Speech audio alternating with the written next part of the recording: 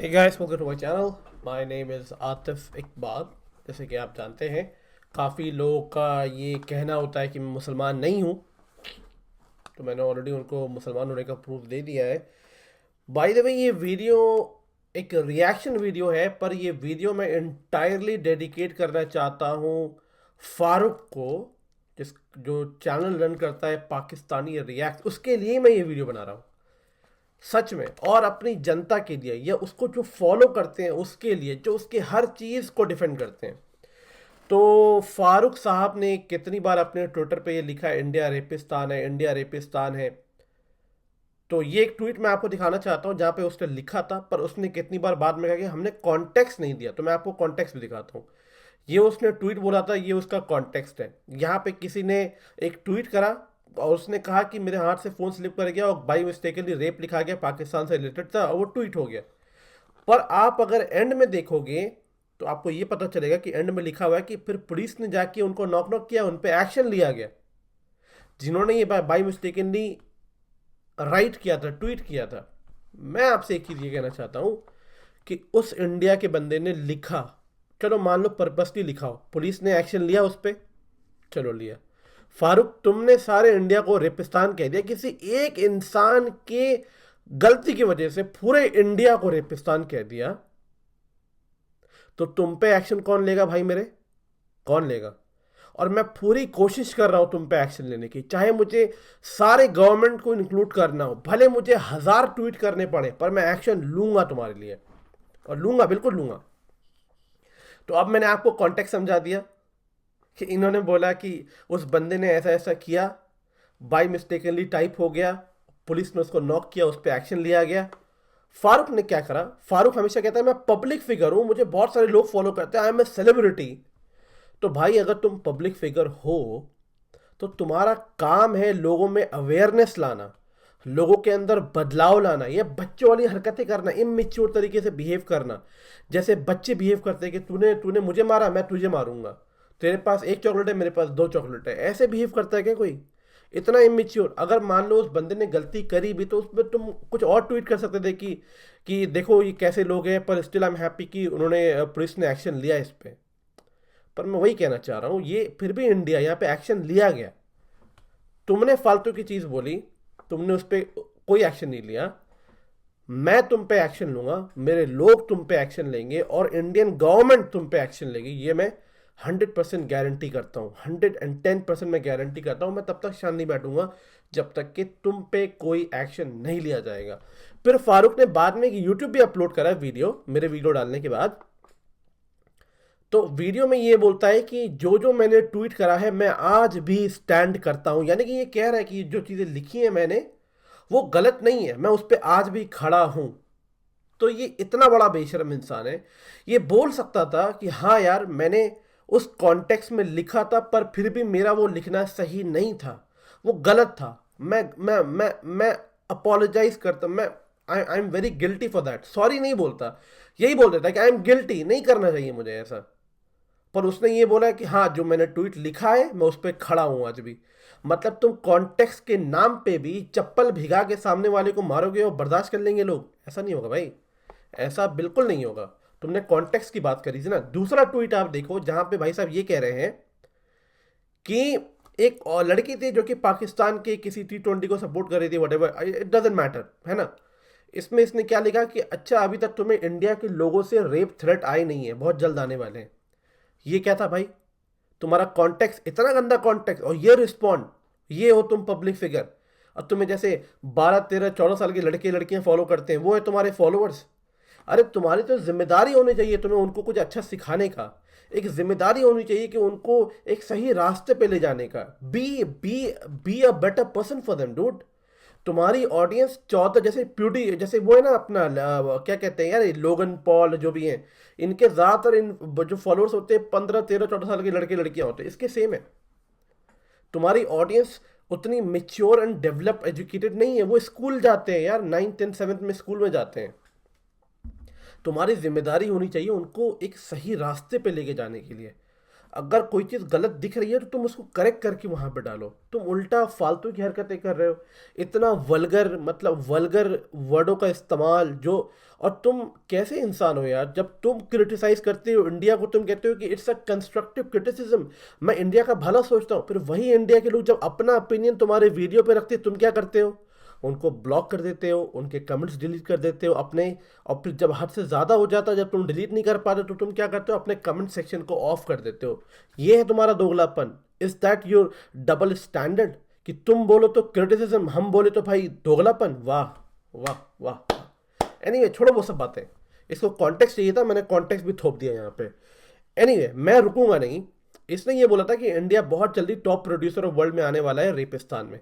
तो ये एक वीडियो आई है पाकिस्तान से, बहुत ही लेटेस्ट वीडियो है, जहां पे 3 लड़कियों का कॉलेज के अंदर रेप किया घुस के, और उनको पंखे में लटका के मार दिया। ये रीसेंट न्यूज़ है अभी। तो फारूक भाई, मुझे बहुत अफसोस है कि ये हुआ। किसी भी मासूम का, किसी भी औरतों का जब गलत तरीके से शोषण होता है, उन पर प्रोसिक्यूशन होता है, गलत चीज़ें होती हैं, वो एक शर्मनाक बात है। पर मैं दिखाना चाह रहा हूं कि तुम दूसरों पे उंगली उठाने से पहले अपने खुद के गिरेबान में झांक के देखो। चलिए फिर वीडियो शुरू करते हैं, ठीक है? 3 2 1 गो। तो कल को आपकी बेटियां भी जाती है ना यूनिवर्सिटी, हमारी बेटियां, आपकी बेटियां यूनिवर्सिटीज में जाती है। ये यूनिवर्सिटीज उनके लिए भी गैर महफूज हो जाएगी। जिसने उसको पढ़ने के लिए वहां भेजा था, ये सोचकर नहीं भेजा था कि वहां पे जाएगी, उसके साथ ज्यादती होगी, और ज्यादती के बाद उसको पंखे से लटका के मार दिया जाएगा। 2 लड़कियों को ऐसे ही पहले कत्ल करके पंखे से लटका दिया गया। ये सब मजबूर करते हैं लड़कियों को कि वो अपने जिस्म को उनके हवाले करे, और जब वो नहीं करती है तो फिर उनको मार दिया जाता है। मेरे साथ किया, मिलके किया ना। जिनके पास में कल 1 बजे, रात के 2 बजे तक मैं वहाँ रोई हूँ, और मैंने बोला है मेरे साथ ये जुल्म है, मेरे साथ ये जुल्म है, मैंने ये दिखाया।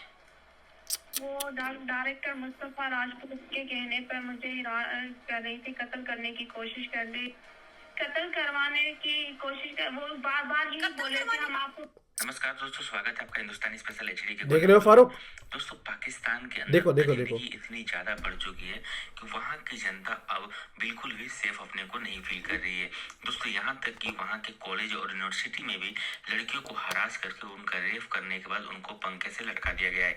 दोस्तों, ऐसा ही एक फिर वारदात हुआ है पाकिस्तान के अंदर कि पाक की यूनिवर्सिटी में 3 लड़कियों का रेप करने के बाद उन्हें पंखा से लटका दिया गया। दोस्तों, एक जो पहली लड़की थी उसका नाम है परवीन दिन, जो कि वहां से खुद को बचा के निकल गई, और वो वहां पे पुलिस से केस की, और उन्होंने मीडिया में भी अपना रिपोर्ट दिया। और दोस्तों, इतना ही नहीं, वो हाई कोर्ट के सामने भी, सुप्रीम कोर्ट के सामने भी वो अपने नंगी पैर दौड़ी अपनी केस के सुनवाई के लिए। दोस्तों, पाकिस्तान में इससे पहले भी 2 लड़कियों को इसी तरह से हरास करके उनका रेप करने के बाद उनको लटका दिया गया था। ये हाल है पाकिस्तान का। वो एक हिंदू लड़की थी, नर्मदा कुमारी करके, उसको भी रेप करने के बाद उसको लटका दिया गया था। और दूसरी थी वो एक मुस्लिम लड़की थी, उसका भी यही हाल किया गया था। लेकिन यूनिवर्सिटी उसका केस पूरा साफ करने के लिए केस बंद करवा दी थी, और वहां पे उन्होंने इसको सुसाइड का नाम दे दिया था। लेकिन दोस्तों, जब 2 लोगों का डीएनए टेस्ट किया गया तो 2 लड़कियों का डीएनए सेम एक आदमी से मिला, तब उससे पता चला कि उनका रेप हुआ है, तो उसके खिलाफ कार्रवाई की गई। तो दोस्तों, आप सोच सकते हैं पाकिस्तान के अंदर दरिंदगी कितनी ज्यादा बढ़ चुकी है। तो दोस्तों, वीडियो बहुत ही ज़्यादा इंटरेस्टेड बनी है, तो वीडियो पूरा लास्ट तक देखिएगा, और चैनल पर आते चैनल को सब्सक्राइब कर दीजिएगा, क्योंकि हम आपके लिए ऐसे वीडियो लाते रहते हैं। तो दोस्तों, आप लोग वीडियो को एंजॉय करिए। की यूनिवर्सिटियां ज्यादती, जबर और जनाबिल जबर की आमाजगाह बन चुकी हैं। आपके लिए, सबके लिए मैं ये तंबीह कर रहा हूं कि अगर आपने आज इन बेटियों के लिए आवाज ना उठाई तो कल को आपकी बेटियां भी जाती है ना यूनिवर्सिटी, हमारी बेटियां, आपकी बेटियां यूनिवर्सिटीज में जाती है, उनको घर तो नहीं बिठा सकते। ये यूनिवर्सिटीज उनके लिए भी गैर महफूज हो जाएंगी। सुन रहे हो फारूक? ये भी किसी की बेटी थी, ये भी किसी की औलाद थी, जिसने सुनो उसको सुनो। पढ़ने के लिए वहां भेजा था। ये सोचकर नहीं भेजा था कि वहां पे जाएगी, उसके साथ ज्यादती होगी, और ज्यादती के बाद उसको पंखे से लटका के मार दिया जाएगा। आपकी बेटी के साथ और मेरी बेटी के साथ कल को ये हो सकता है, इसलिए इस पे आज आवाज उठाना बहुत जरूरी है। ये आज मैं इस पे वीडियो कर क्यों रहा हूं, उसकी वजह यह है कि एक खातून है, उसका नाम है परवीन रिंद। वो बेचारी औरत नंगे पांव अदालत पहुंच गई, उसके साथ ये करने की सब कुछ कोशिश की जा रही है। 2 लड़कियां इससे पहले, मैं आपको, मेरे पास पूरी डिटेल है, मैं आपको बताऊंगा। 2 लड़कियों को ऐसे ही पहले कत्ल करके पंखे से लटका दिया गया। ज्यादती का शुबा है, इस बात का काफी हद तक इम्कान जाहिर किया जा रहा है कि उनके साथ पहले ज्यादती की गई। ये यूनिवर्सिटीज में होता है और इसमें कौन शामिल होता है? इसमें यूनिवर्सिटी की इंतजामिया शामिल होती है, असातिज़ा शामिल होते हैं, इसमें स्टाफ शामिल होता है। ये सब मजबूर करते हैं लड़कियों को कि वो अपने जिस्म को उनके हवाले करें और जब वो नहीं करती हैं या वो उनसे उनका दिल भर जाता है, वो ब्लैकमेल मजीद नहीं कर पाते उनको, तो फिर उनको मार दिया जाता है। ये एक बहुत बड़ा माफिया है जिसको आज एक्सपोज हम करने जा रहे हैं। सबसे पहले तो आपको परवीन हिंद का बताता हूँ मैं आपको। ये कराची की पीपल्स यूनिवर्सिटी शहीद बेनजीराबाद में एक लड़की है जो कि नर्सिंग हाउस अफसर है, यानी कि कोर्स कर रही है नर्सिंग का, वहां पढ़ रही है उस यूनिवर्सिटी में और हाउस जॉब भी कर रही है, जैसे डॉक्टर्स हाउस जॉब करते हैं अपनी स्टडी के दौरान, इस तरह से ये नर्स जो है ये भी नर्सिंग का कोर्स कर रही है और हाउस जॉब कर रही है।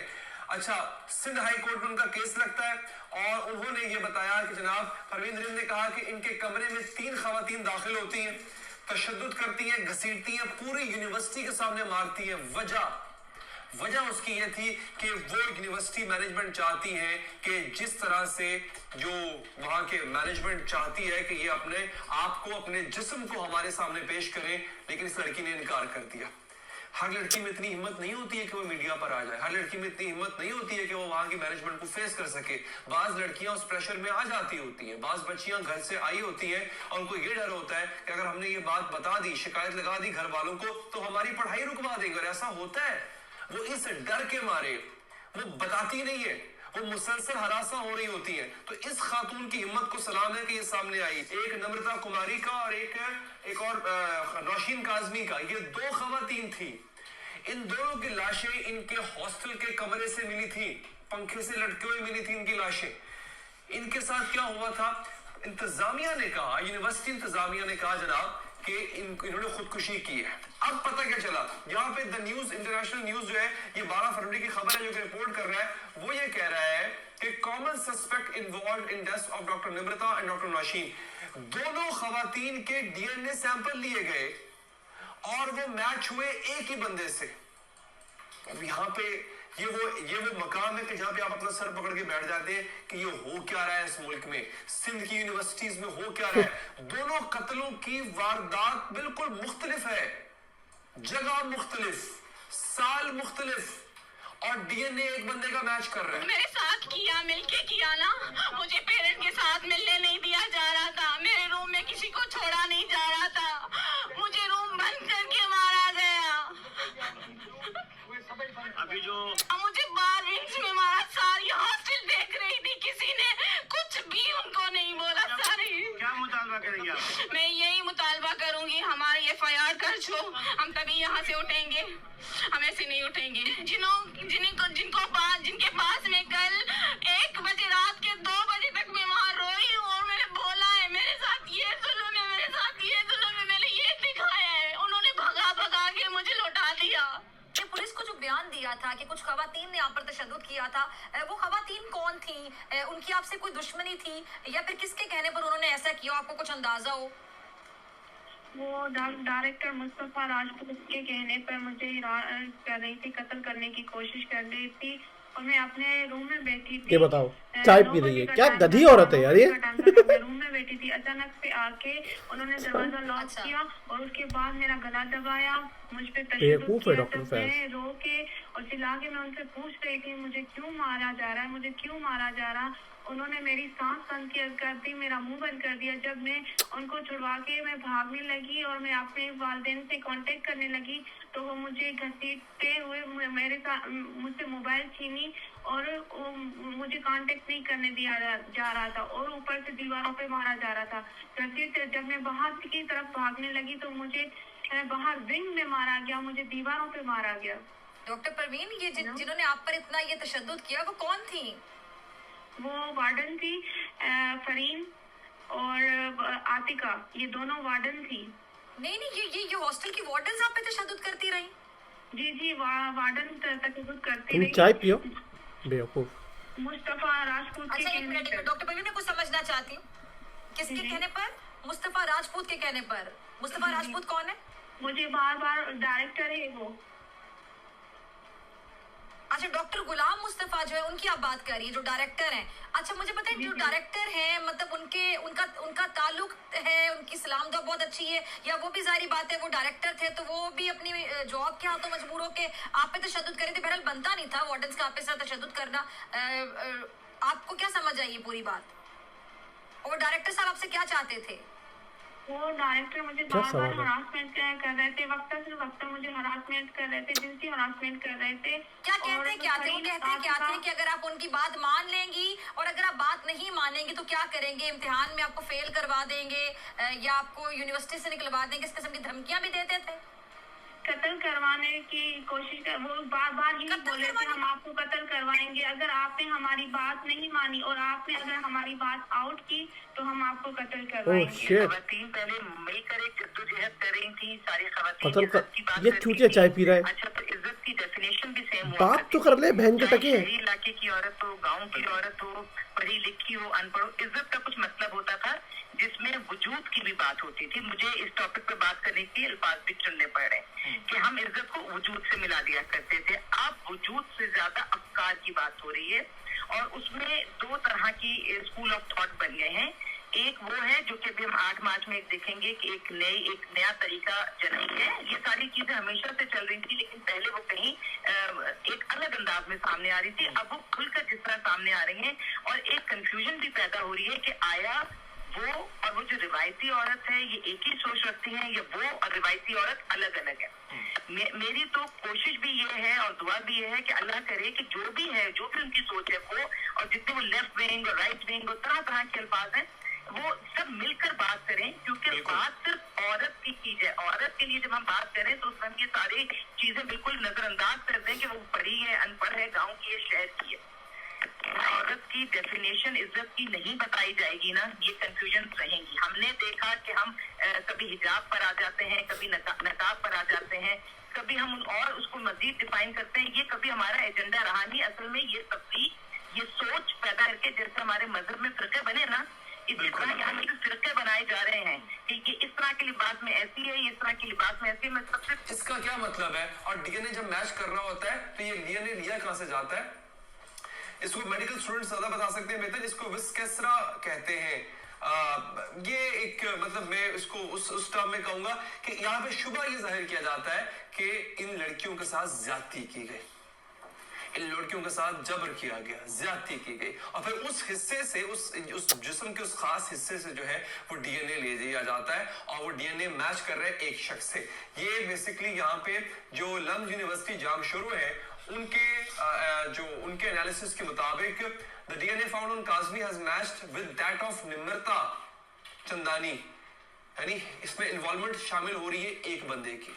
लेकिन पुलिस ने क्या कहा? पुलिस ने कहा खुदकुशी है, यूनिवर्सिटी इंतजामिया ने कहा खुदकुशी है, ठीक है जी। और जो प्रोफेसर अनीला है उन्होंने कहा कि जनाब इनका कमरा अंदर से बंद था तो लिहाजा खुदकुशी हो सकती है। मर्डर करने वाले, आपको क्या लगता है वो बस मर्डर करके चला गया होगा? उसने वहां पे क्राइम सीन को खराब करने की कोशिश नहीं की होगी, क्राइम सीन को मैनिपुलेट करने की कोशिश नहीं की होगी। किस इतने सरफेस लेवल पे हमारी इन्वेस्टिगेटिव एजेंसियां जो सोचती हैं कि डीप जाके सोचती हैं। जो शख्स कोई गुनाह करता है वो हमेशा उस क्राइम सीन को खराब करने की पूरी कोशिश करता है।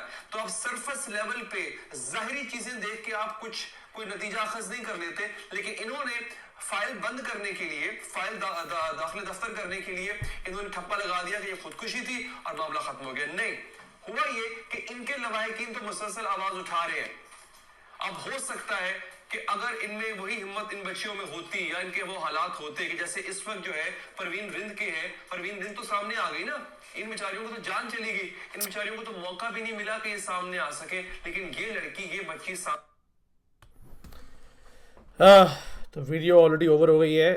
तो मैं अपने ऑडियंस से यही कहना चाहता हूँ कि आप किसी को जाके अटैक मत करिए। मेरी ऑडियंस बहुत ज़्यादा मैच्योर है, मैं देख रहा हूँ उनके कमेंट सेक्शन, वो किसी को जाके गालियाँ नहीं दे रही हैं, वो बस समझा रही हैं।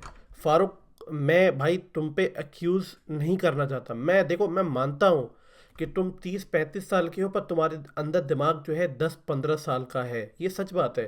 तुम्हारे बोलने के तरीके से, तुम्हारे ट्वीट से, तुम्हारे वीडियो की कमेंट्री से, तुम्हारे सिलेक्शन ऑफ वीडियो से पता चलता है कि तुम्हारा दिमाग जो है 10, 11, 12 साल के लड़के का है।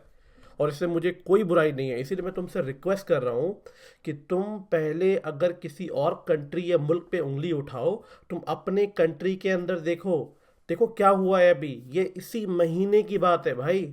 इस महीने के अंदर में औरतों का रेप हो रहा है, नॉर्मल औरतों का नहीं, पढ़ी लिखी औरतों का हॉस्टल में जाके रेप हो रहा है। पाकिस्तानी गवर्नमेंट कोई एक्शन नहीं ले रही है। कहाँ गई तुम्हारी आईएसआई एजेंट जो इतनी स्मार्ट कहलाती है पूरी दुनिया में, है?